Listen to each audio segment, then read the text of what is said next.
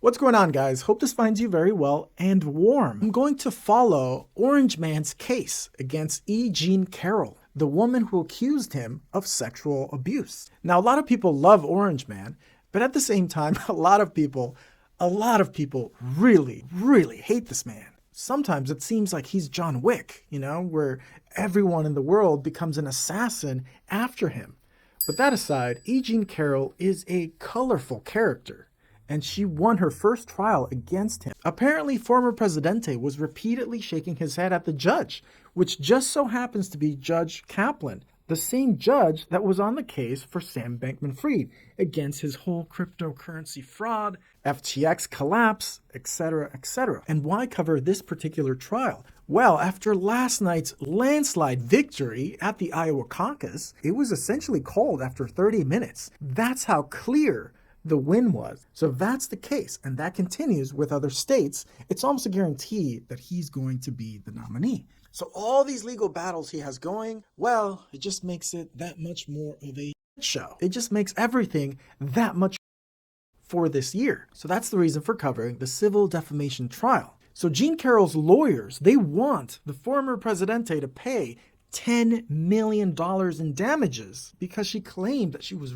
raped and he called her a liar. And Judge Kaplan was pretty clear what the former Presidente's team is allowed to argue, which was pretty interesting. Okay, so one big deal in Judge Kaplan's orders says that the defendant and his counsel are precluded in the presence of the jury from offering any evidence, argument, or even comments relating to the following. So they're not allowed to mention, comment, or even insinuate the following. Here's the list. Number 1, concerning the plaintiff's choice of counsel or her counsel's activities outside the litigation between the plaintiff and the defendant. Pretty interesting. B, also concerning litigating funding. C, concerning DNA. D, concerning Ms. Carroll's past romantic relationships, sexual disposition, and prior sexual experiences. She is a colorful figure, free-spirited. And E, being the most important one, saying, suggesting or implying that Mr. Trump did not sexually abuse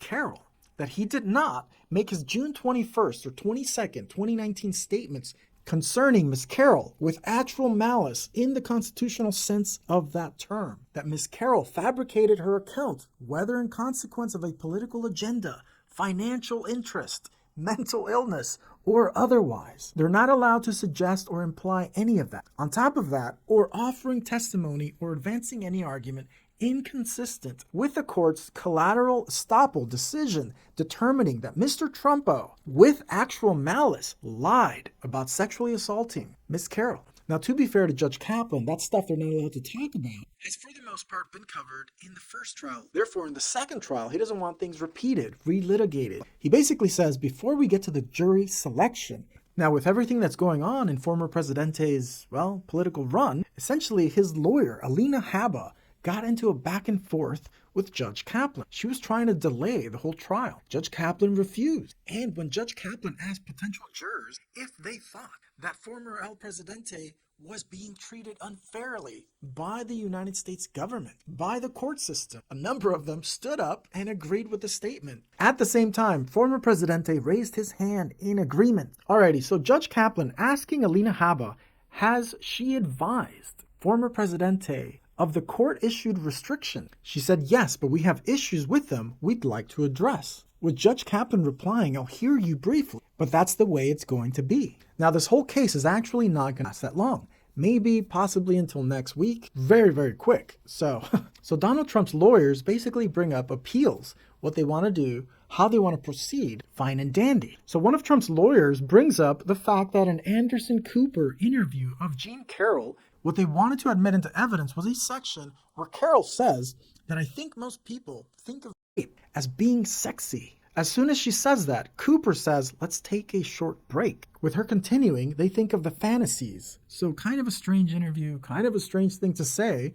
when you're suing the former Presidente of the United States for the very same thing. Pretty bizarre. I think most people think of rape as it is a violent assault. It is not. I think most people think of rape as being sexy. Let's take a short break. Think of the fantasies. We're just going to take a quick break. If you can stick around, we'll talk more on the other side. You're fascinating to talk to. Anyway, so Donald Trump's lawyers argue that not admitting this into evidence, the Anderson Cooper interview, is overly prejudicial to Ms. Carroll, with Judge Kaplan basically saying, I said a lot more than that, than just no. Now here in the order, in the last lines, it kind of makes sense. Basically saying that admitting this into evidence, this portion of the broadcast that Mr. Trump seeks to introduce is not relevant to damages, which this second trial is very specific to damages. That's the thing. So in that regard, even though Jean Carroll says some funny things, not allowing it into evidence kind of makes sense because the whole trial has already been done. This is about damages. Fair, is it not fair? I don't know. Okay, so Judge Kaplan continues, in my courtroom, when the ruling is made, that's the end. Then Judge Kaplan is asked about delaying the whole trial because Melania's mother died and the funeral is on Thursday. So they requested the whole trial to be delayed a week, which Judge Kaplan denied. Then they bring in the potential jurors. And Judge Kaplan begins by saying that this case is between a writer and advice columnist, E. Jean Carroll, and former President Donald J. Trump. He says, we expect the case to take between 3 and 5 days of trial, and that they might potentially do a half day on Thursday, the day of the funeral, with Judge Kaplan saying that we need to find a panel that is willing and able to decide the case fairly, that both parties can actually excuse any potential juror without giving any particular reason for doing it.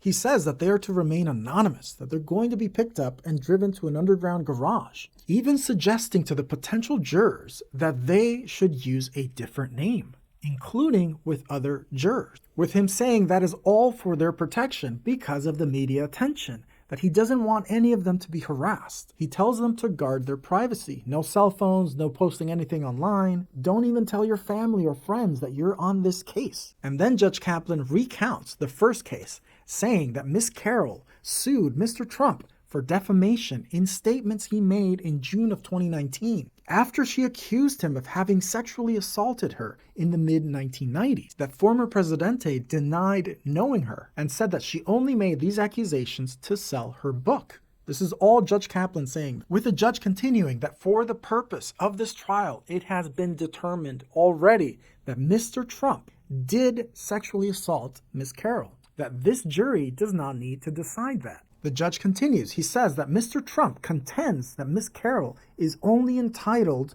to nominal damages, not punitive damages. Then asking the potential jurors, would any of them be unable to be fair to either side? A few jurors raised their hand and they were excused. The judge asking if anyone has ever dealt with Ms. Carroll's law firm before. Someone said yes, they worked pro bono on a particular case with the firm. That was that. Asked if anyone knows Mr. Trump or his family personally or has ever worked for them, with one juror saying that in 2017 they worked for Ivanka Trump. Judge asked if they could be fair. They responded yes. Another juror said that his father's moving company actually were the movers for the Trump Company organization when they were building the buildings on the west side. Asked if anyone volunteered for Mr. Trump or the campaign. Someone said yes, that they spoke at the White House doing policy advocacy work. Asked if he met Mr. Trump personally, responding only indirectly. Asked if he could be fair. He said yes. Okay, now Judge Kaplan asking, has anyone contributed to Mr. Trump, his campaign, or PACs supporting him? Some people said yes, and then he asked if anyone had supported either Obama, Hillary, or even Joe Biden. Some said yes, with a few saying they specifically supported Joe Biden. Judge Kaplan asking next, does anyone think that the 2020 election was stolen, with some raising their hands? Asked if anyone is a member of Redneck Revolts. Never heard of that one. Proud Boys, KKK, Oath Keeper, Thin Blue Line, Trump supporters of New York. No response. Asked if anyone has ever posted on Truth Social. No response. Asked if anyone has ever seen news of criminal indictment against former Presidente. Lots of hands were raised. Of those that raised their hand, they were asked if any of the allegations against former Presidente, if any of their opinions could make them unfair at trial. Actually, some said yes, and they were excused, which is kind of ironic because if you thought everything against the man being thrown at him is unfair, you would think they would stick around to maybe potentially root for their team.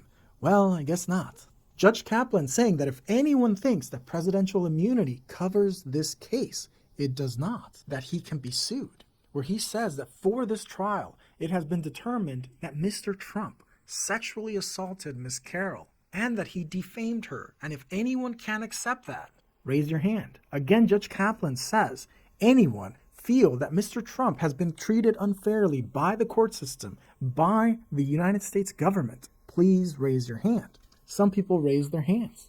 Next, the judge requests that each potential juror goes up to a microphone and says their occupation, where they live, potentially their age, optional, and education, with the responses being kind of a mixed bag. There's a guy from the Bronx, somebody from Westchester, just outside of New York. Some people work for the subway system, some former teachers. There's a doctor, there's a writer, there's business owners, etc., etc. A lot of them say they live in Manhattan, some in Tribeca, some on the West Side, Upper East Side, Yonkers, etc., etc. Okay, so the parties end up deciding on the potential jurors. And then Judge Kaplan starts by saying that the plaintiff has the burden to basically make their argument, that this is not about a proof beyond a reasonable doubt.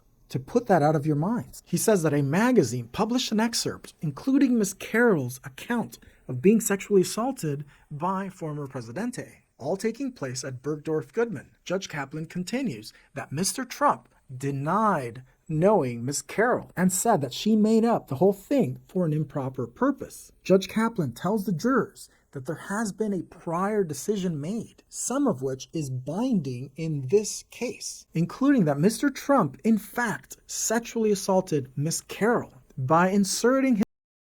Judge Kaplan saying that. He continues that Trump's false statements were defamatory, that you will decide if he should pay punitive damages. He tells them not to use social media, including Twitter or X, on top of that, to rat out other jurors if they use social media. Also tells them not to form an opinion until the end. Alrighty, opening statements. Miss Jean Carroll's lawyer, named Sean Crowley, starts by saying that in the spring of 1996, Donald Trump sexually assaulted E. Jane Carroll. That's a fact, that it has been proven by another jury that was sitting where they are sitting now. So why are we all here? Well, he continues that she came forward in June of 2019, but then former president at the time, claimed that he never met her, that she made the whole thing up for money, that by him being the president of the United States and by using the world's largest microphone against E. Jean Carroll, that he told lies, that has already been decided, that they are there actually to decide if the defamatory statement caused her harm. And if it caused her harm, how much should the former president be forced to pay? He says that this whole trial is only about damages, that with her having a reputation as a writer, as an advice columnist, that Orange Man unleashed his followers against her. Her lawyer says that you will see the threatening messages she receives constantly, that she lives every day in fears from the threats that she gets from his followers. How much money would it take for him to stop? And that he's continued on to 2022 and even to today. That even as he campaigns for president, he still continues to defame Miss Carroll. We are proud to represent her. You'll even hear from the former editor at Elle magazine, where she used to work. Miss Carroll will talk about growing up in Indiana, having submitted her first writing piece at age 12, that she was a beauty pageant queen, that she wrote for the TV show SNL and went on to write for Elle magazine. Jean Carroll's lawyer continues that they had met at a party with their then spouses. They showed the jurors a photo that includes both of them with their spouses, then saying that in 2017 she took a road trip to write a book, Listening to Women About Men, that it became a memoir. And then New York Magazine published an excerpt. And that is when former president unleashed his attack. Days and days, 4 days straight, baseless attacks against Miss Carroll. That on June 21st, 2019, then president, he claimed he never met Miss Carroll, that he had never met her in his whole entire life, where he threatened her, calling her a disgrace, calling all the accusation lies, that people should pay dearly for making stuff up. And then a few days later, the president lied again. And because of all this, suddenly Miss Jean Carroll was branded a fraud, that now she was called a liar because he spoke directly from the White House, that those who followed him were amplifying his message on Facebook, on Twitter, etc., that all of Orange Man's attacks had her living in fear, that her professional reputation was ruined because she went from being a respected columnist to now being a political operative, causing her dream, her life to be shattered, where the former president told his followers that this whole thing was a con job, a hoax. Therefore, Ms. Jean Carroll sued him, including for sexual assault under New York state law. And that suit was resolved in a 2-week trial just last spring. And the jury in that trial found him guilty of sexual assault and defamation. But the day after, former president went on CNN and called her a liar, a whack job. And he lies. He continues to lie even today. You'll hear that even as he faces trial, he keeps doing it. Where he posted 22 times just today, as he runs for president, he continues to defame her. And you will be asked how much he should have to pay, how much he should pay so that he stops defaming her, and to ensure that he never defames her again. It's time to hold Donald Trump accountable. It's time to make Donald Trump pay dearly. And that was the opening statement from Sean Crowley, Jean Carroll's lawyer. Judge Kaplan says thank you, and then Alina Habba is up, representing former Presidente. Okay, so she says, the other side will attempt to paint Miss Carroll as losing everything, but President Trump merely defended himself when publicly accused. Carroll's lawyer jumps in, objection. Judge Kaplan saying, don't go much further than that. She starts out by saying that this whole thing is about 2 statements, just 2, saying that Jean Carroll, that her career has actually prospered since this whole thing, that Miss Carroll has been thrust into the limelight, just like how she always wanted, and that in this particular case, in this particular trial, she has to prove that she suffered actual harm from attributable statements, that her team will allege 2 types of harm, compensatory and punitive. But this case in particular is about defamation, not assault, that you are not here to make her whole from that. Nowadays, people on the internet always have something to say, and it's not always nice. But Miss Carroll waited 30 years. Objection. Judge Kaplan asking the basis for the objection. Miss Carroll's lawyer responds, she waited 30 years. Overruled. Alina continues, they say that he unleashed his followers, but even before he spoke her name, she was already branded a liar. And now she wants President Trump to pay for the mean tweets. Miss Jean Carroll actually enjoyed controversial discussions in public. She enjoyed it. She liked that. She wrote about frigid women, about dogs and heat, about men catching made easy, Mr. Right, Mr. Right Now, and then writing, what do we need men for? All of these things, all of these writings, all of these books feature her face on the cover. She moved from Montana all the way to Manhattan because she did not like the quiet life. As her career was dwindling in 2014, she needed something new, a new spark, because her latest books were not met with critical acclaim. Eventually, her interviews became about Donald Trump, not about her books, where even her close friends thought that she was getting a big head. It is no secret that if you speak about former President Trump, you will elicit a bunch of reactions, positive or negative. But should he foot the bill? The evidence I will present will demonstrate that Miss Carroll actually caused the media frenzy, that she chose on purpose New York Magazine. And if you make explosive allegations against a sitting president, any president, you will spark a lot of reactions. There were scores of tweets directed at her in the hours after she posted her story. She was fully enjoying the attention. We will ask Miss Carroll to confirm that she felt she was in a cocoon of love after the publication. And now she has become an advocate. It's become part of her identity, all because that was her plan. And she will continue to do this. She's gone on multiple interviews, none of which would have been possible without these allegations, all to increase her public profile. The duty to minimize the effects is her duty and her duty alone, not my clients. She spread the message far and wide. She was the catalyst of her own harm. This whole thing is about mean tweets from online trolls, from Twitter trolls, but she has to show that they are from my clients. 2 statements. She went on TV time after time, again and again, making former President the focal point of her new identity, to the point where she has been monetizing this a number of years, and she plans to continue doing so. Now her social circle has changed. She's now regarded as a very anti-Trump person. She hangs out with Mary Trump. She's friends with Kathy Griffin.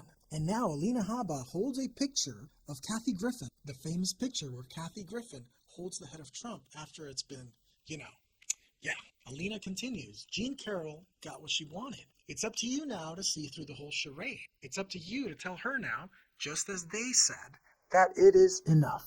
She has planned a new book. She craves fame. They have to be able to prove to you that the harm is because of those two statements that he said, nothing else. They will not be able to do that. Their expert has never executed a reputation repair campaign.